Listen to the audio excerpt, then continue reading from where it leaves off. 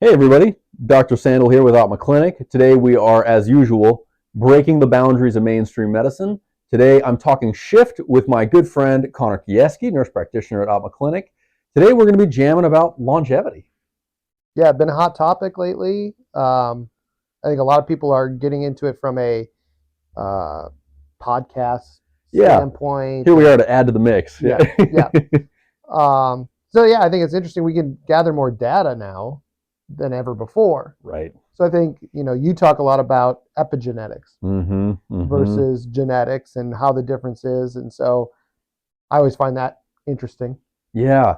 I. It's funny how things kind of catch fire. Like we get the technology that allows us to gather the data, and all of a sudden we're like, hey, there's a lot to grind out here. And then a bunch of yahoos with way too much money and free time in the tech world are like, hey, why don't we just start going crazy with this? And then, kudos to them for paving the path. And then Yep. we can all kind of, have that filter down to us. And then there's also this other sort of swing where then it becomes decentralized. And through conversations like this, we uncover a whole bunch of other stuff. And that filters back up to these guys through podcasts like this. And then they go, it's neat. Cycle. Yeah. Yeah. Um, yeah, I've been more looking at cardiovascular optimization. Hmm. And so Well, it's a big killer, right? Like if we're thinking about longevity, cardiovascular, especially for men, and true for women too, but especially for men, is top of the heap. that's the number one cause of death in the U.S. Yeah. Cardiovascular disease. Yeah. So I think just from standard American diets and lifestyles, it's a common disorder. It's amazing how challenged our culture is about this, right? Like it's been the number one cause of death for a long time, and we kind of do jack all about it as a community, as a culture. Like you have to come to a fancy health clinic to get good advice about this. Otherwise, you're kind of like, okay, well, I guess I take a statin and reduce my fats. Like that's still very common advice. Yep. And it's oftentimes it's people that are just they're seeking out once symptoms have already Yeah, right. been presented. That's tricky. So they're already behind the eight ball. They're Right. they're into the sick care, not health care. Right. And so I think benefit of taking this approach in your 30s, 40s, Yeah. 50s, Yeah. how can you focus on health span versus lifespan? That's a cool concept, right? You want to live healthy until the day you die, Right. not, oh, last 10 years is crap. Right. Yeah, I think everyone is kind of like, yeah, I'm not going to sign up for that. And if we can change the goal there, be like, no, we want you to live to be 90, and skiing, Right. right? Like everyone can sign up for that. They're like, yeah, okay, tell me about that. Let's get into it. Yeah. So I've been kind of focused on the cardiovascular optimization, Cool. looking at markers that are kind of direct reflections of cardiovascular disease, atherosclerotic disease, Mm. and So you're looking at stuff beyond just cholesterol levels. beyond cholesterol. Really like the Boston Heart Labs that they offer. Where is the cholesterol coming from? Yeah. Overproduction versus overabsorption. ApoB levels, ApoB protein that your LDL needs to penetrate arteries. Right. And so Right.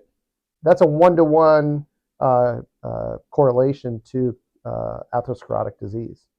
And not many people know about that, right? Like one of the things that I am often harping on, and one of the reasons why we talk about breaking the boundaries of mainstream medicine, is that mainstream medicine does not thrive on nuance. Like these are scientifically validated assays you're doing that give you a ton of extra information about people's cardiovascular health. And when was the last time that people had seen a conventional or mainstream doctor who knew even what those tests were? Yeah, yeah, and certainly not in the primary care realm. I have seen some cardiologists getting into that, That's awesome. which I Good. think they're looking at. Okay, what are some other markers that we can trend Mm-hmm. other than just your LDL? Right. And Yeah. so, and then we can look at vascular inflammation markers, oxidized LDL, LPPLA2, Right. and so those are helpful to see. Okay, if there's plaque plus inflammation, how much more of a risk is there? Yeah. Coronary calcium scans are helpful. Direct measuring of the actual plaque. Yep. Yeah. Yeah, and so we have all these tools to be able to do better. And I loved your point earlier. It's like start that early, because it's much harder to treat when you're way down here. That is that old adage that an ounce of prevention is worth a pound of cure. I think we see that proven true all the frickin' time. Yep. And this gets harder when we get into longevity because now we're not even like, hey, we want you to live to be 80. We're like, no, we want you to live to be 120. Yep. So then we have to attack, or maybe I'll use more peaceful language. We have to harmonize with our cardiovascular system that much more intentively. It's like, okay, this is going to take some serious attention. And then there's the things like the diet, stress, that Yeah. are more subjective Mm-hmm. and still impacting whether it's cardiovascular health or longevity in general. And so there's a whole another slew of areas to address. Mm. Do you ever find that for yourself personally or for your clients, it gets overwhelming? Because there's so many different things that we could pay attention to, right? Yeah, I mean, I think a lot of times when people first come see us, here's the things to look at, Mm-hmm. and we just have to be like, okay, start here. Where do we take priority? Uh-huh. And peel back the layers. It's an onion. Mm-hmm. We didn't get here overnight. We're not going to change it overnight. Yeah, yeah. And so I feel at some point, yes, we get to all those things. It's just figuring out where to start. And I think I commonly see people bring a mainstream medicine attitude to this type of healthcare, and it isn't exactly an easy fit. The mainstream attitude is, hey, I need to go in and solve a singular problem. I have high blood pressure. I need that problem solved.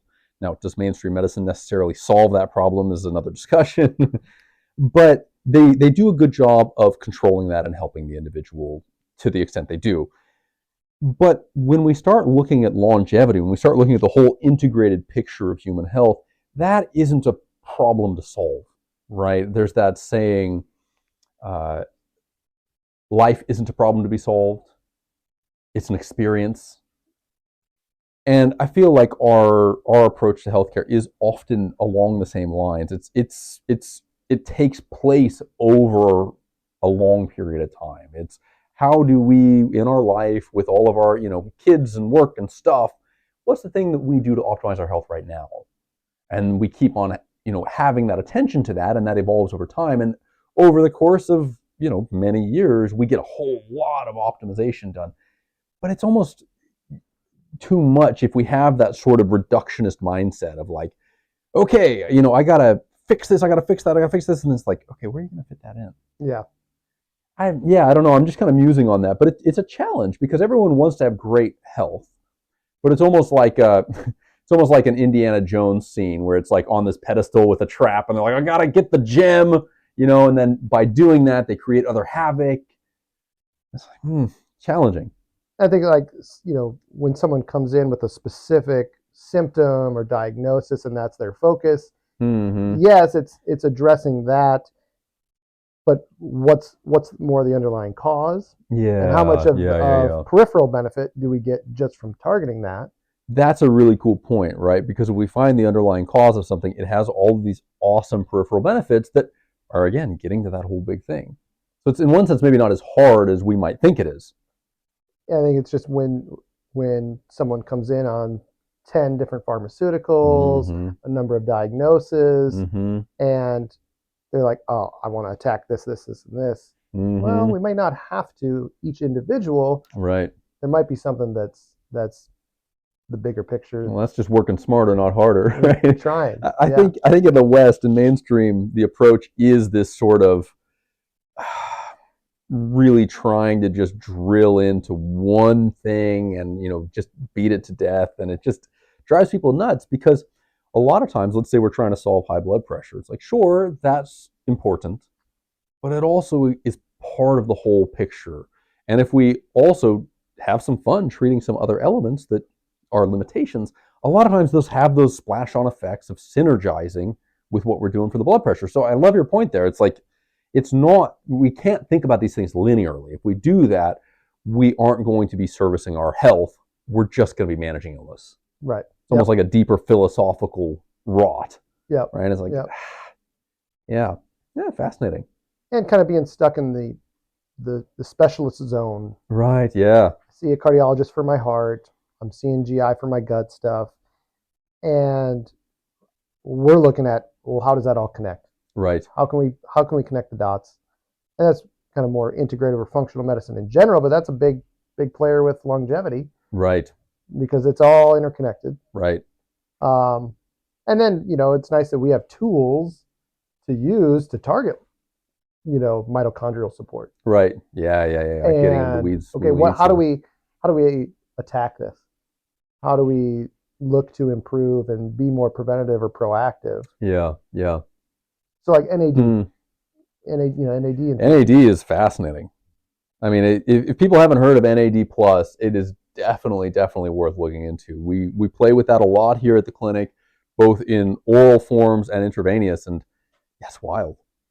We both tested it out, and we like to do that and see how things work on us before recommending it, and it was definitely interesting, and a lot of health conditions that NAD can help with, but then just overall mitochondrial support and longevity kind of optimization. One of the things I think about frequently with NAD plus is that so first of all, NAD plus is a ubiquitous molecule in our bodies. We're full of NAD plus. We use it absolutely constantly as part of our energy exchange. And we know that NAD plus goes down linearly with age. So it's a dead ringer for attention on longevity. It's like, well, okay, we see this thing that goes down 1-to-1 with age. It's like, it's probably part of the issue. And yeah, we've had some amazing cases with NAD plus. The ability to turn back the age clock it is, of course, if you will, the holy grail. And I don't know, for myself, I feel like NAD plus is pretty darn close to that. It's one of the things I think about first for longevity. It's not that it has to be exogenous. We don't have to supplement it. We can produce our own too, and there's lots of things that will help us produce our own. And probably a lot of the people who live the longest are probably doing a lot of things that increase their own NAD plus. But now we do get a little bit of bump from better living through chemistry. It's like, if we can get a little extra, right, it doesn't hurt anything. And looking at the precursors, the B vitamins, B3, you can get those from diet, but maybe you need to supplement that. Yeah. Then better to help support your body's production of NAD. Right. And then now being able to test NAD levels. Yeah. I mean, that's one of the things I feel like mainstream physicians often don't realize that what we do is quantifiable. It is scientific in the strictest sense of scientific methodology. We say, hey, we have a hypothesis that this person has low NAD plus because they presented with these symptoms. Why don't we test that? We'll put an intervention into place and we'll retest the data, and you see that quantitative change, and it's very compelling. And then other, oxidative stress markers can be another thing to trend. And now even the biological age versus chronological age. I geek out about that stuff. I mean, really, it's like the test that we do here at the clinic it spits out an enormous data report. It's 118 pages. So you kind of have to be excited about it, like if you're going to do this stuff.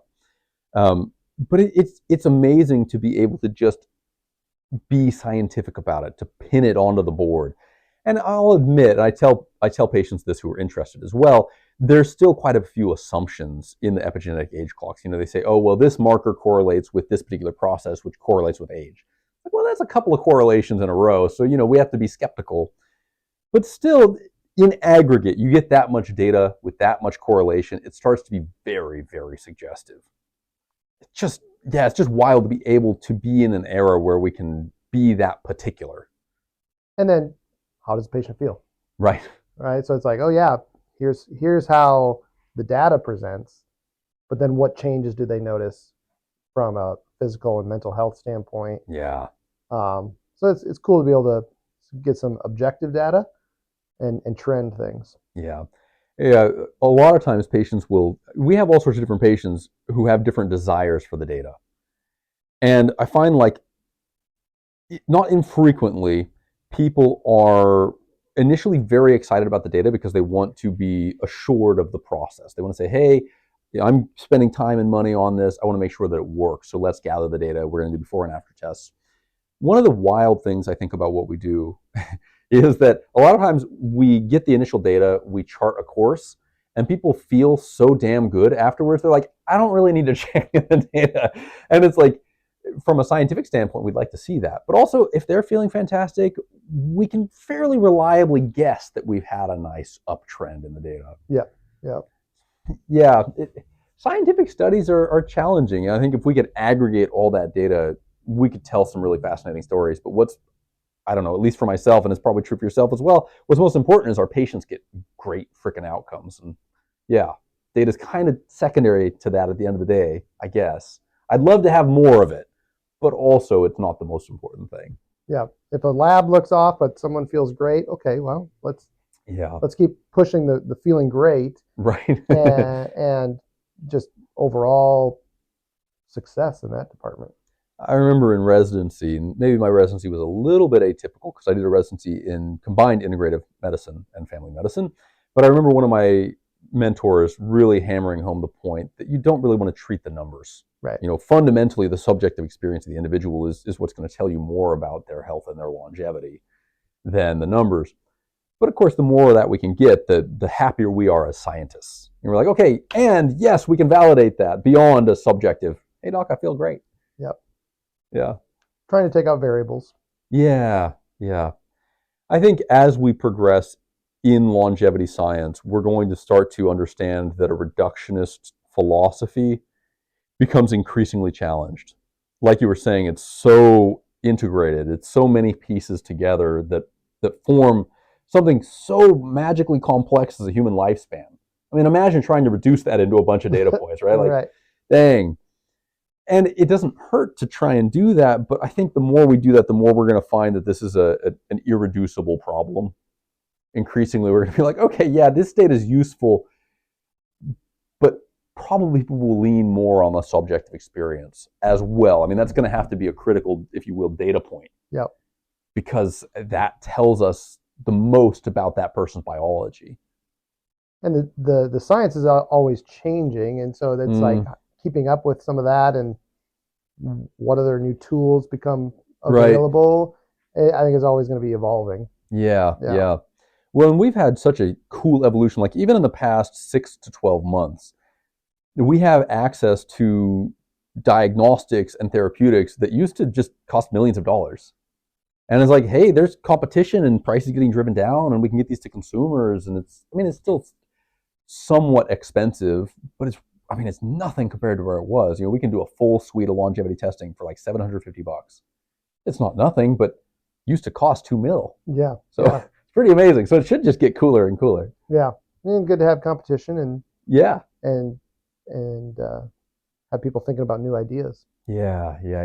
That's a beautiful point. I like to think that that's something that we really lean into. We are all here at Optima Clinic challenging each other to kind of keep on pressing our ideas forward and innovating. Yeah. That's fun. Yeah. Cool. All right. Well, Connor, thank you very much for joining me. Yes. I look forward to having another conversation soon. All right. Appreciate it. Look forward to it. And we'll see you guys all later.